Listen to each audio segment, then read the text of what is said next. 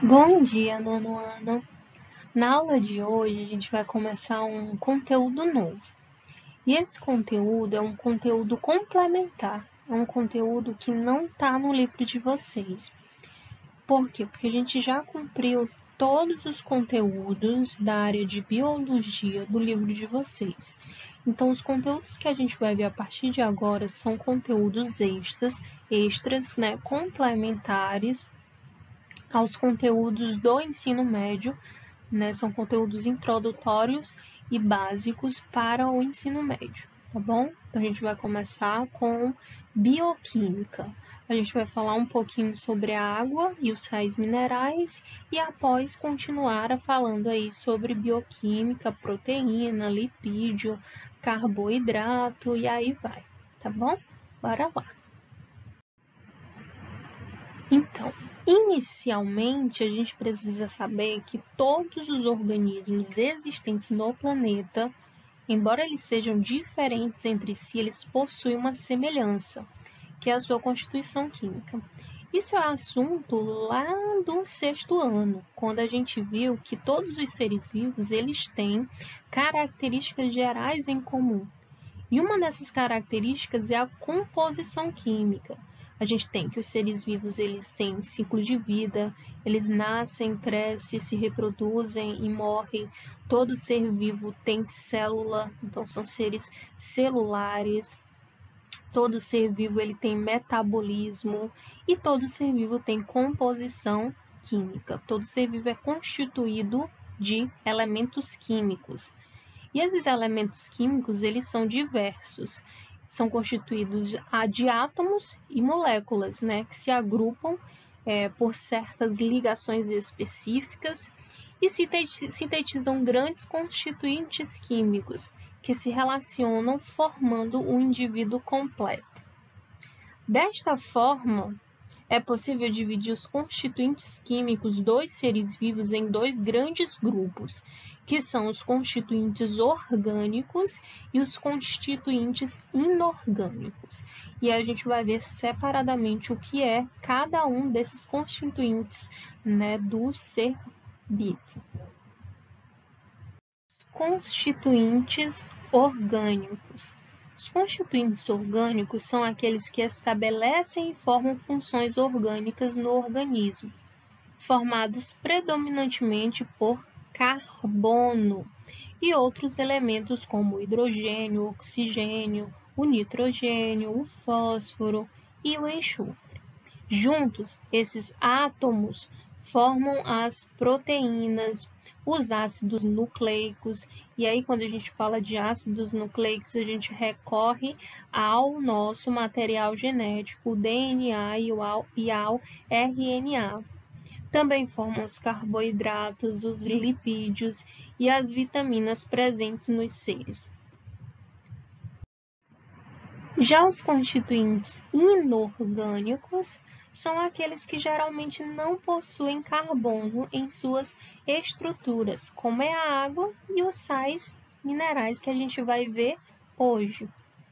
A quantidade específica de cada constituinte ela vai variar de espécie para espécie, mas também até dentro da mesma espécie, quando se consideram fatores como a idade e as características genéticas, como por exemplo, quando você é criança, a sua quantidade de água no seu corpo ela é maior do que quando a concentração de água no seu corpo ela é maior do que quando você é mais velho.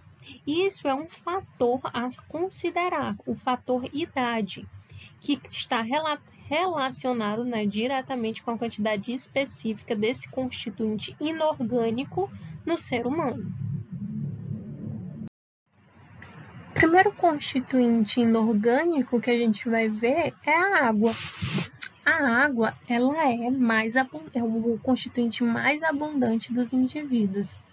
A gente sabe que o nosso corpo ele tem aproximadamente 70% sua constituição formada por água, enquanto em comparação a outros seres vivos, como as águas-vivas, os quinidários ocelenterados, têm aproximadamente 90% do seu corpo todo de água, constituído de água. E a água, ela é uma molécula formada por dois átomos de hidrogênio ligados covalentemente, que é um tipo de ligação química, com um átomo de oxigênio, formando a molécula H2O. Como o oxigênio ele é mais eletronegativo do que lá o hidrogênio, próximo a ele se estabelece uma carga negativa, enquanto que próximo aos átomos de hidrogênio se estabelece uma carga positiva, o que dá essa assimetria entre as cargas eletrônicas da água, o que dá essa polaridade, o que permite essa polaridade da água, o que permite uma interação com outras moléculas de cargas opostas. Por isso que a água é considerada um solvente universal, porque ela é capaz de se dissolver em outros tipos de substâncias como ninguém, justamente por ter essas duas cargas, né, na sua composição química, a carga positiva e a carga negativa, o que dá uma polaridade a toda a molécula química da água. Então, daí vem as funções da água, né? Como eu falei no slide passado, já que a gente estava falando sobre a assimetria da molécula da água, a água ela tem essa função de solvente universal, porque a água ela atua dissolvendo a maioria dos solutos que passam a ter partículas, né, mais afastadas. Ela tem esse poder de dissolução de outras substâncias. Ao se movimentar em uma solução, esses solutos constituídos, né, nessa solução, eles se dissolvem e aumentam sua possibilidade de interagirem com outras partículas, promovendo aí o choque entre as partículas, o que é essencial para a ocorrência de reações metabólicas, o que forma, né, a água como um solvente universal, capaz de dissolver outras soluções, né, outras substâncias, desculpa. Então, a água também tem função de um meio para a reação, ela promove a reação. É devido justamente a essa capacidade de dissolver que a água também funciona como um meio de reação, né, de substâncias. Além de servir como meio de reação, a água ainda permite que alguns processos metabólicos sejam realizados, como, por exemplo, em reações de quebra de água, que é chamada de hidrólise, como na fotossíntese, por exemplo, ou como produtos, como a produção de macroproteínas para desidratação, como a formação de lipídios, que são gorduras, de proteínas, e aí vai. E aí a gente tem também algumas funções em relação aos meios de reação da água, que é o transporte de substância, o controle térmico e até funcionar como um lubrificante. Quando a gente fala de transporte de substância, quer dizer que essa água está atuando como um solvente. A água ela consegue carregar as partículas dissolvidas e, por isso, em locais com a função de transporte de substância, há também uma grande concentração de água, fazendo com que o meio adquira características fluidas para a seiva dos vegetais e da água dos animais. Então, essa água ela tem essa função de transportar essas substâncias do meio interno de vegetais e de animais. Outra função é o controle térmico. Também possui também uma bastante interação com a temperatura do organismo, devido à sua ação de dissipação de calor. Quando você está com muito, quando a sua temperatura do seu corpo está bastante elevada, você tende a sair, o suor. E aí promover o controle do seu corpo, o controle térmico do seu corpo. Também você tem o controle da urina, quando você está com muito frio, geralmente tende a urinar com mais frequência e é justamente a promoção desse controle térmico feito na água presente na urina. O lubrificante também tem função de lubrificante. Por quê? Porque lubrifica as articulações, por exemplo, dos olhos, quando você chora, a lubrificação, ou quando você pega muito vento nos olhos, você está, por exemplo, de moto, e você está andando de moto com olhos abertos, você tende a lacrimejar. Está lubrificando, o seu olho, além de compor a saliva, né, que se mistura com os alimentos e auxilia lá no processo de digestão desses alimentos, porque a saliva também auxilia, né, na mastigação, na quebra do alimento, facilitando a digestão do alimento em si. Agora, saindo um pouquinho lá da bioquímica da água e entrando agora nos sais minerais, a gente vai ver que os sais minerais, eles são compostos minerais que podem ser encontrados de duas formas no organismo. Cada forma, ela está relacionada a uma função diferente, né? A primeira forma são os íons dissolvidos. Que forma é essa? São aquelas formas de sais minerais que estão localizadas em pequena concentração, né, no interior, e elas atuam na regulação metabólica do indivíduo. Enquanto que a outra forma são as estruturais. São sais minerais estruturais, que são encontrados em grandes concentrações e possuem a função plástica, compondo a estrutura de macromoléculas e tecidos. A gente vai ver a partir de agora vários tipos diferentes de sais minerais, a sua função e onde a gente pode encontrar esses sais minerais, né, no meio ambiente. A gente vai falar é o cálcio. O cálcio, ele tem a função aí estrutural do corpo e também de regulatória dentro do corpo. Ou seja, ele atua na formação dos tecidos, ele atua na formação dos ossos, do dente, ele age como coagulador sanguíneo, também na oxigenação dos tecidos, ele combate algumas infecções, mantém um equilíbrio do corpo de forma correta. O que acontece quando a pessoa ela não ingere esse sal mineral? Pode ocorrer a deformação dos ossos, pode ocorrer o enfraquecimento dos dentes. E onde que a gente pode encontrar, tia, esse cálcio? Como que a gente pode absorver esse cálcio? Bom, as fontes do cálcio são, né, o queijo, leite, nozes, cereais integrais, couve, feijão, lentilha, amendoim, caju, e aí castanha de caju, e aí vai. Outro mineral é o cloro. Bom, o cloro, ele é constituinte aí do suco gástrico, do suco pancreático, então ele vai ter uma função de fazer justamente atuar nessa membrana, auxiliando todo o equilíbrio osmótico do corpo, auxilia nos processos digestórios. E caso o indivíduo não consuma esse mineral, o que vai acontecer? É difícil haver carência em cloro, pois existe em quase todos os vegetais esse tipo de mineral, e o excesso de cloro destrói a vitamina E e reduz a produção lá do iodo.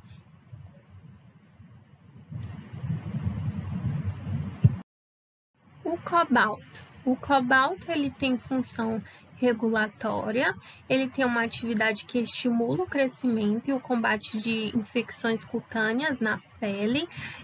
Ele age junto com a vitamina B12, estimulando o crescimento e combatendo afecções na pele, né, problemas na pele. De onde que eu posso encontrar esse mineral? Bom, ele pode ser encontrado contidos em vitamina B12, o tomate, por exemplo, o tomate tem bastante cobalto. Outro mineral é o cobre. O cobre, ele age, né, na formação lá da hemoglobina, que é uma célula sanguínea de passagem de transporte de oxigênio. Então, ele está diretamente relacionado com o pigmento vermelho do sangue. Ele tem função regulatória e ele pode ser encontrado, pode ser ingerido através da lentilha, da banana, de uvas passas, ameixa, batata, espinafre. Outro mineral é o estrôncio. O estrôncio, ele é de atividade que constitui os corais rochosos e está associado ao exoesqueleto de alguns gastrópodes aqui. E ele tem função, né, estrutural. Outro mineral é o ferro. Bom, o ferro, ele tem função de ter uma atividade, né, que constitui os citocromos que participam da respiração celular e da hemoglobina, célula do sangue, que transporta o oxigênio lá pelo corpo. Então, ele tem função regulatória no corpo. Ele é indispensável na formação do sangue. O ferro é muito importante na formação do sangue. Ele atua aí diretamente, então, nesse transporte de oxigênio no corpo. Caso o indivíduo, né, não se alimente desse mineral com frequência, ele pode até acarretar anemia. E onde que eu posso encontrar o ferro para ingerir? Pode encontrar em fígado, rim, coração, gema de ovo, leguminosas, verduras, nozes, frutas secas, azeitona. Outro mineral é o flúor. Bom, o flúor, ele tem atividade relacionada à formação do esmalte dos dentes e atua no controle lá da vasodilatação, ou seja, ele forma os ossos e dentes e previne a dilatação das veias, né? Cálculos de vesículas e até a paralisia. Então, ele tem função estrutural e regulatória. E onde que pode ser encontrado o flúor para ingerir? Bom, o flúor, ele pode ser encontrado no agrião, no alho, na aveia, no brócolis, na beterraba, na cebola, na couve-flor, na maçã, no trigo integral. Outro mineral é o iodo. O iodo, ele tem, né, função de fazer funcionar algumas glândulas como a tireoide, ele tem esse controle. Ele ativa o funcionamento aí cerebral e permite que os músculos armazenem oxigênio e evita, né, que a gordura deposite-se nos tecidos. Ele tem função regulatória se caso, né, o indivíduo não absorva esse mineral, ele pode ter obesidade, cansaço, e ele pode ser encontrado, né, para ingestão através do alface, do alho, da cebola, da cenoura, ervilha, aspargo, rabanete, tomate, peixes, frutos do mar, vegetais. Tem-se também o lítio que tem sua atividade relacionada à regulamentação do humor, né, e outras funções neurológicas, tem função regulatória. Outro é o magnésio que está aí com a sua atividade ligada à constituição da clorofila dos vegetais, no auxílio do metabolismo de carboidratos, além do auxílio na formação dos ossos, dentes e tecidos, e tem função estrutural e regulatória. Onde é que pode ser encontrado o magnésio? Em frutas cítricas, em leguminosas, em gema do ovo, salsinha, agrião, espinafre, cebola, tomate, mel. Outro mineral é o manganês. O manganês, ele atua no crescimento e no aproveitamento do cálcio, fósforo e enxofre. Ele está relacionado, né, ao aproveitamento até de outros minerais e tem função regulatória. O manganês, ele pode ser encontrado em amendoim, nozes, feijão, beterraba, banana, alface.